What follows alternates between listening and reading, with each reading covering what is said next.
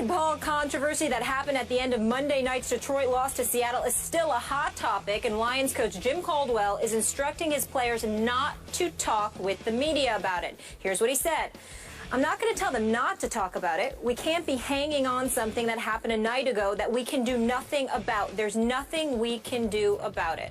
Very true. Herm Edwards is still here with us. Do you like the way Jim Caldwell handled this controversy during and now after the game, Coach? Well, during the game, I wish that obviously he would have called the referee over there and said, hey, look, hey, that's not the correct call. I mean, that's not, can we look at this? Because this needs to be looked at. In other words, I'm trying to help you guys out. Because you have not made the correct call. Okay? So you need to look at this before you decide what you're about to decide. And how would have got his attention? However, if I'd had to walk down in the end zone, throw a red flag, do something, but say, hey, come on over here. That is not the correct call.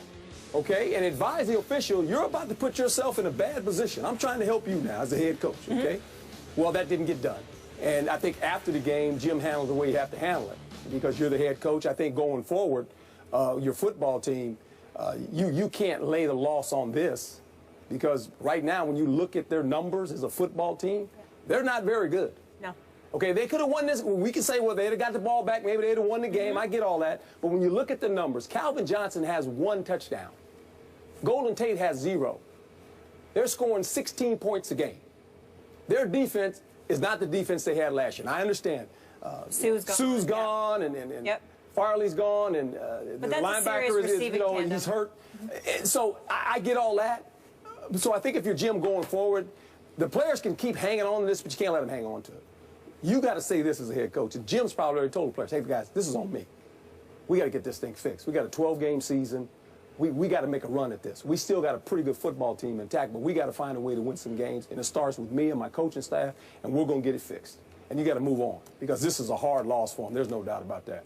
But the way it happened, it's a shame because we're going to talk about it. We know the officials were not in position or to call it correctly, and I'm surprised the officials didn't huddle up and say, hey, look, let's get this thing right because this is wrong. But Jim could have brought it to their attention, knowing that I know the rules, and the rules say that you cannot bat the ball out of the end zone, period. And it's kind of ironic because in 2013, this happened with New England and San Diego. There was a batting call by in a game, and then Seattle had one, believe it or not, against San Francisco, where they batted it out of bounds. Okay, but they're batting it out of bounds, not through the end zone. Yes, but here's the deal. What struck me right away when it happened, I said, well, that's a foul. But was even more mystical to me is like, you never teach a defensive player to bat a ball. No. You always go after the ball. Now, if you go after the ball and you miss it and it goes out of the end zone, it's one thing, but you fall on the ball. When it's a fumble, defensive players are taught to fall on the ball. Some of them will actually pick it up and run for a touchdown. I wonder who that was. Okay? Yeah. But you go for the ball. You don't never knock it out of bounds or try to knock it out of the end zone. You don't do that defensively. That's just my mindset. I mean, I've always coached my teams that way. You go after the ball. You try to take the ball away from the offense. And when it's on the ground, go get the ball. The only people you ever see kick it out of the back of the end zone is a punter who misses the snap, he wants the safety. Or maybe a quarterback who loses the ball and just you take the safety. Say, we'll take the safety. Okay, whatever we got to do. Real quick, any way they didn't know the rule? I don't know that. You got to ask them that. I don't know. I'm not going to sit here and try to second-guess coaches and their staff. Stephen A. You play to win the game. And I'm going to give you the jingle. Hello. That's the jingle, Stephen A. There you go, baby. You got it right. You know, don't press send. Yes. All of this stuff, Skip, that we point to, courtesy of our man, Coach Herm Edwards, speaks to a vivacious, a demonstrative personality, which Jim Caldwell could have used Monday night. This is why I brought it up. Okay. Skip, forgive me for laughing, but I'm kind of imagining Herm Edwards, of all people, on the sideline. And that play takes place in clear violation of the rule. And Herm Edwards just standing there like Joe Cool, like, what's going on? That ain't going to happen. I'm going to be in the end zone. I'm going to get a foul. They're going to call a foul on me, Stephen A., because I'm going down to the end zone.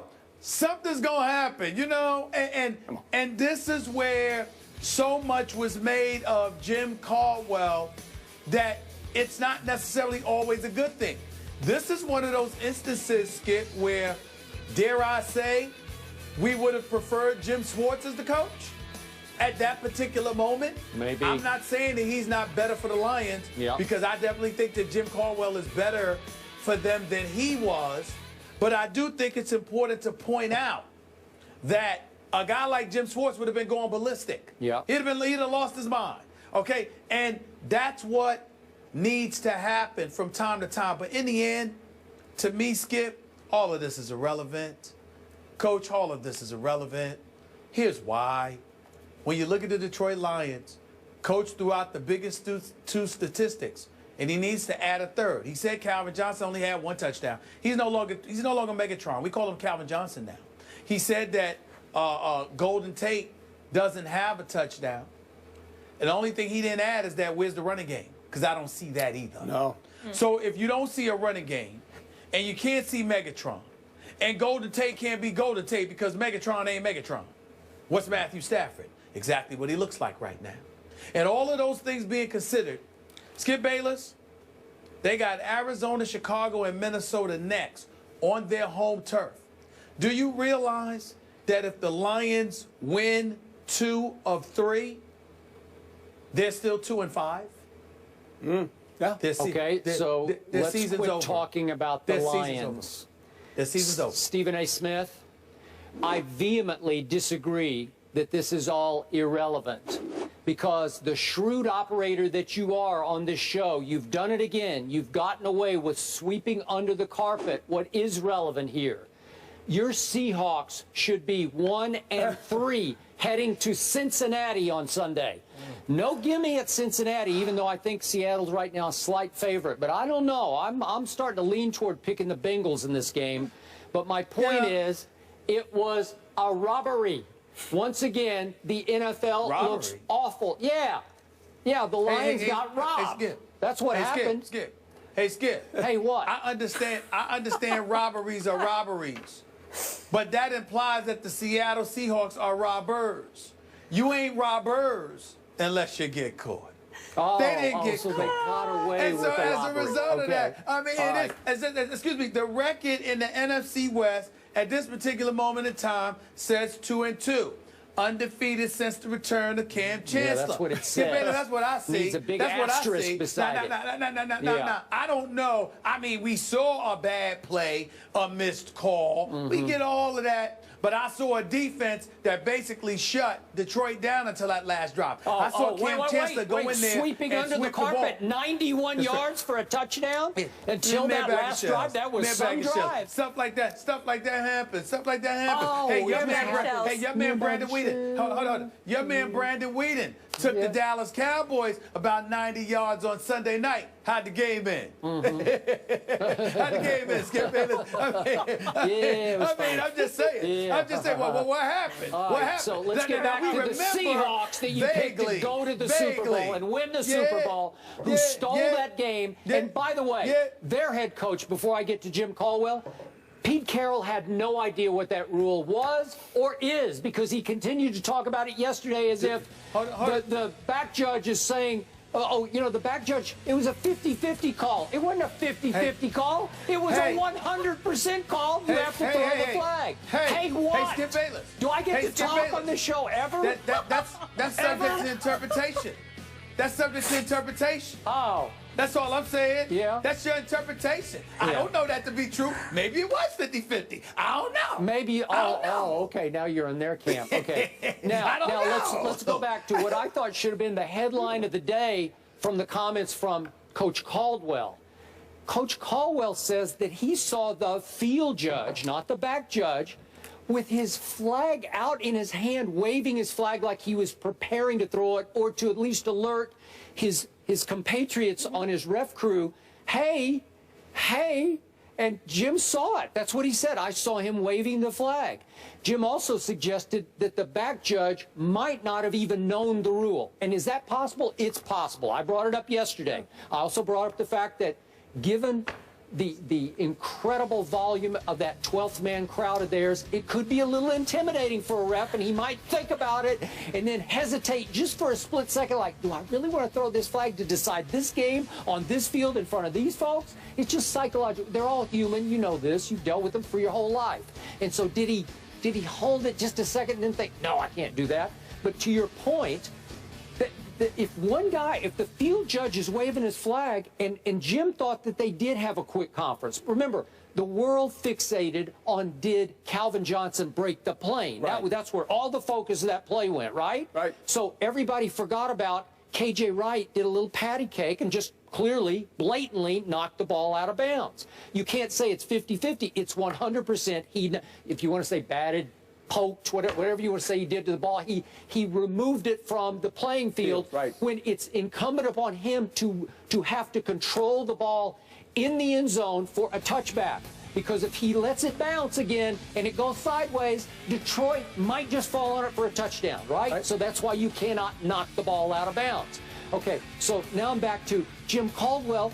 If Herman Edwards sees one guy with his flag out waving it like this, Herman Edwards is running to the end zone. I'm going to get a foul. I'm going to get a foul. You're going to get a foul, but it might be a good foul because you might save the game for your Detroit Lions or whoever your team Well, was. I think what I've always tried to do, and the officials are in a tough spot. They are. I've always said this about officials. They never have a home game, okay? They never have a home game.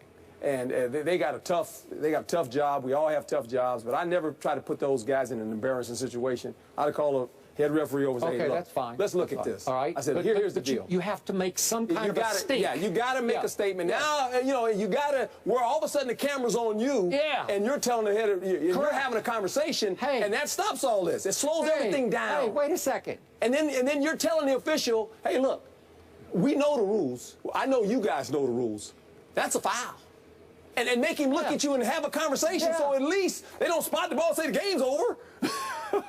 But I mean, it was Tony Correnti who was the head referee. He could say to you, Coach, my back judge decided it wasn't a foul, and you just have to say that was his judgment, and you'd have to let it go. Then you live with it. But I don't know that he would say that to you. At least you have to alert them that, look, this is what I'm seeing right now, and this is what they see up there. My coaches are telling me exactly what happened. Can we look at this? Are you sure? Are you positive you want to do this? Because obviously, under the rules, it's not reviewable because it's a judgment call. But they're looking. They're looking at it. Yeah. Come on. I mean, Dean Blandino, moments after the game, is saying, we blew it. This is the 12th man again showing up. That's the same end zone of the failed Mary play, right? Same end zone. Yeah. So Stephen A. Smith gets away with another one, and he's got another bogus team going forward at 2-2. Say what you want. At the end of the day, your arguments are valid to some degree, but there's plausible deniability. And as long as there's plausible deniability, we have to lean on the fact that the Seattle Seahawks are coming. By the way, Coach, not to be political, but I need to tell you this. Yes, sir. My name is Stephen A. Smith, and I approve this message. Gotcha. Detroit versus everybody. Fired up, Skip. I love it.